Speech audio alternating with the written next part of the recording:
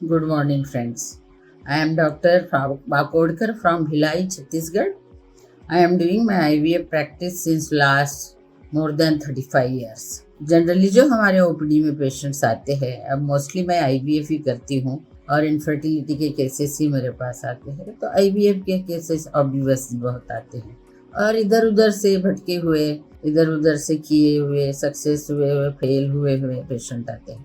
तो एक साधारण सा क्वेश्चन है, हर एक कपल को लगता है कि हमारा फर्स्ट अटेम्प्ट में सक्सेस क्यों नहीं हुआ या सेकंड अटेम्प्ट में भी हमारा सक्सेस क्यों नहीं हुआ।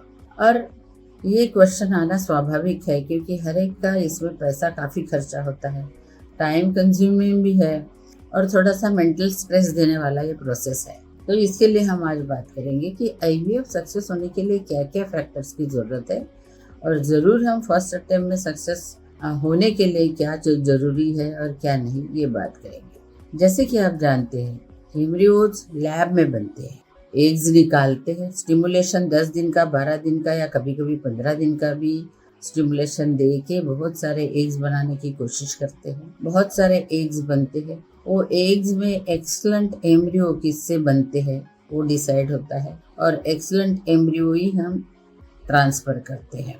अब इसमें ये है, कभी कभी हम ग्रुप में प्रैक्टिस करते हैं, उसमें थोड़ी दिक्कत जाती है और जहाँ पे ये इंडिविजुअलाइज होता है केस, इंडिविजुअल केसेस को ध्यान दिया जाता है, हर एक पेशेंट का बॉडी, उनका रिस्पॉन्स और उनको कितने इंजेक्शन लगने वाले हैं। कभी 10 दिन के इंजेक्शन में काम हो जाता है, कभी 15 दिन में भी लगता है। तो ये बैचेस में करने से ये काम नहीं होता। हर एक पेशेंट का इंडिविजुअलाइजेशन करके हम लोग एक एक पेशेंट को स्टिमुलेट करेंगे, उनको जितना प्रॉपर डोज लगता है वो देंगे, तभी उसका केस हम अच्छे से हैंडल कर सकते हैं। हम 1-to-1 हमारा इंट्रोडक्शन होता है, काउंसलिंग होती है पेशेंट की, उससे पेशेंट का सारा कुछ स्ट्रेस बस्ट हो जाता है। दूसरी एक बात है कि केवल अच्छा एम्ब्रियो और अच्छा बीज बनने से काम नहीं चलता, उसके लिए एंडोमेट्रियम की प्रिपरेशन भी बहुत ज़रूरी होती है। अभी क्या होता है, जिस साइकिल में हमने स्टिमुलेशन किया, कभी कभी वो हाइपर स्टिमुलेशन में, पीसीओएस के केस में हाइपर स्टिमुलेशन में जाने की संभावना होती है। अगर वो हाइपर स्टिमुलेशन में गए तो उस साइकिल में उनका एंडोमेट्रियम तो बिल्कुल भी यूज नहीं करना चाहिए। उसको समझाना चाहिए, काउंसलिंग करना चाहिए कि because of your this complication हम तुम्हारा फ्रोजन एम्ब्रियो डालेंगे। और आजकल फ्रोजन एम्ब्रियो का सक्सेस बहुत अच्छा है, अराउंड 80 to 90% फ्रोजन एम्ब्रियोज अच्छे से इम्प्लांट होते हैं। तो फ्रोजन एम्ब्रियो की प्रक्रिया करनी चाहिए, ये फैसिलिटी हर एक सेंटर में होनी चाहिए। ये होता है बीज का प्रमाण। अभी एंडोमेट्रियम तैयार करने के लिए भी हर एक लेडी का एंडोमेट्रियम इज़ वेरी इम्पॉर्टेंट। जैसे आप फार्मर ले लीजिए, फार्मर का क्या है, जब तक वो अपनी ज़मीन अच्छी उर्वरक नहीं करेगा, अगर चिकनी ज़मीन होगी उसके ऊपर बीज नहीं आएगा। अगर अच्छी ज़मीन वो तैयार करता है और उसमें एक अच्छा बीज डालता है, तभी उसका उत्पन्न बहुत होता है। इसी प्रकार से एंडोमेट्रियम तैयार करने के लिए उसकी यूट्रस की सारी डिटेल जानकारी हमको मिलनी चाहिए। एक तो बेसलाइन सोनोग्राफी उसका करना चाहिए, उसका यूट्रस का साइज, शेप कैसा है, कहीं अंदर सिपटा तो नहीं है, कहीं कुछ जाला तो नहीं है, कोई इन्फेक्शन तो नहीं है। हमारे देश में लेडीज़ लोग इन्फेक्शन के लिए बिल्कुल नहीं डरती, उनको कितना क्रॉनिक पीआईडी रहता है वो ध्यान नहीं देती, जब तक उनको बहुत कोपियस डिस्चार्ज ना हो, बहुत सीवियर पेन एब्डोमेन में हो, तब तक वो चलते रहती है। तो ये tuberculosis is very common in our country, pelvic inflammatory disease. Then छोटा मोटा फाइब्राइड है क्या, फाइब्राइड वो इंट्राम्यूरल है कि सबसीरस है कि सब म्यूकस है, ये भी देखना चाहिए।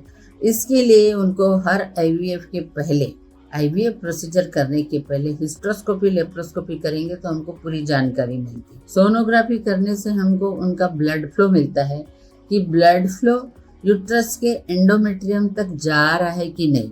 कलर डॉपलर से ये जानकारी मिलती है। अगर उसका ब्लड फ्लो एंडोमेट्रियम तक जा रहा है तो हमको बड़ी खुशी होती है, ये पेशेंट का सक्सेस बिल्कुल अच्छा आएगा, हमको ऐसा आभास हो जाता है। ये हो गया। तो एंडोमेट्रियम प्रिपेयर करने की एक प्रक्रिया है, एक हमारे पास बना हुआ फ्रोजन एम्ब्रियो है। अभी तीसरी बात ये है कि इस लेबोरेटरी की, इस IVF सेंटर की गुणवत्ता कैसी है, यहाँ पे आने वाले एम्ब्रियोलॉजिस्ट कैसे हैं।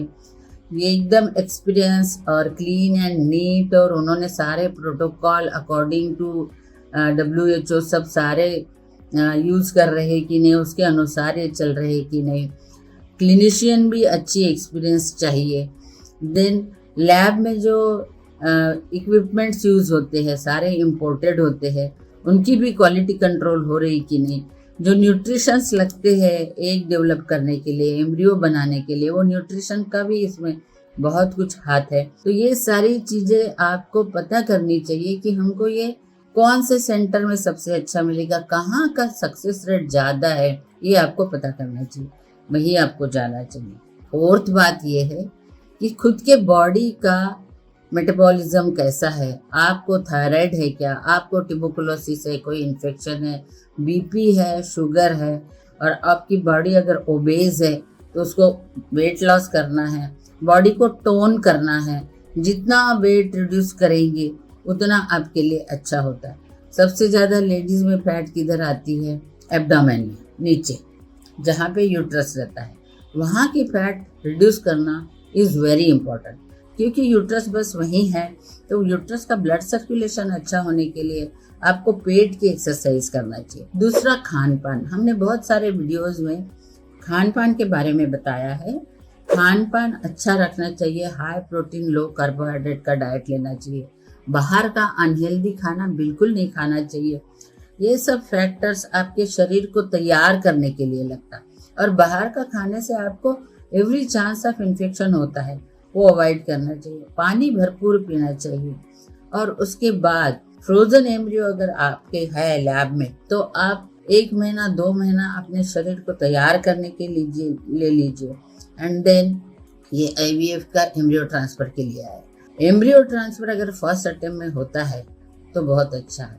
नेचर का नियम है, सभी का फर्स्ट अटेम्प्ट में 100% सक्सेस नहीं होता है, 15 to 30% सक्सेस फर्स्ट अटेम्प्ट में है। पर आपके ज़्यादा एग्स बने हैं, ज़्यादा एम्ब्रियो बने हैं, वो हमारे पास प्रिजर्व्ड है, तो आप सेकंड अटेम्प्ट में और अच्छे से प्रिपेयर होंगे। आपके बारे में डॉक्टर को पहले बार में जो जानकारी मिली है, उस आधार पे वो सेकंड अटेम्प्ट में आपको और अच्छे से ट्रीट करेंगे। आपने क्या पहले बिहेव किया। दूसरी बात ये है कि मेंटली भी पेशेंट सेकंड अटेम्प्ट में एकदम रिलैक्स रहता है। मेरा ऐसा अनुभव है कि जो लोग फर्स्ट अटेम्प्ट में सक्सेस नहीं होते, मैक्सिमम लोग सेकंड अटेम्प्ट में सक्सेस होते हैं, और उनको अच्छी प्रेगनेंसी में दे आर वेरी हैप्पी। इस प्रोसीजर में पैसे लगते हैं, परंतु पैसे के बिना तो कोई काम होता ही नहीं आजकल। तो बच्चे के लिए आपको थोड़ा खर्चा करना पड़ता है, और मेंटली आपको बहुत कूल रहना है।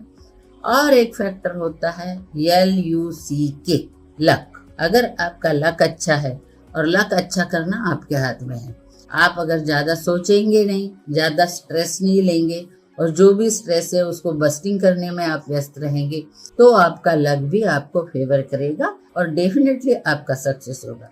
इसमें एक अनएक्सप्लेन इनफर्टिलिटी की जो ब्रांच है, जो एक ग्रुप है, उनका तो हमेशा यही कहना होता है कि मैडम हमारा तो सारा कुछ अच्छा है, हमको तो कोई प्रॉब्लम ही नहीं, परंतु बहुत बड़ी प्रॉब्लम उनकी ये रहती है, ये हमेशा सोचते रहते हैं बहुत ज़्यादा। तो इनका ये सोचने का बीमारी को हमको ठीक करना होता है, और उनको बहुत मॉरल सपोर्ट देना होता है। अनएक्सप्लेन इनफर्टिलिटी बहुत अच्छे से सक्सेस होते हैं। मैक्सिमम सक्सेस रेट हमको अनएक्सप्लेन में मिलता है। तो ये सारी बातें मैं सोचती हूँ आज आपके बहुत काम की है, और आपको इसमें बहुत कुछ समझ में आया होगा। और कोशिश करिए फर्स्ट अटेम्प्ट में सक्सेस होने के लिए। आप, हम और हमारा लक, ये 3 फैक्टर को हम एक साथ डेवलप करेंगे, और आपका सक्सेस करा देंगे फर्स्ट अटेम्प्ट में। Good luck. Thank you.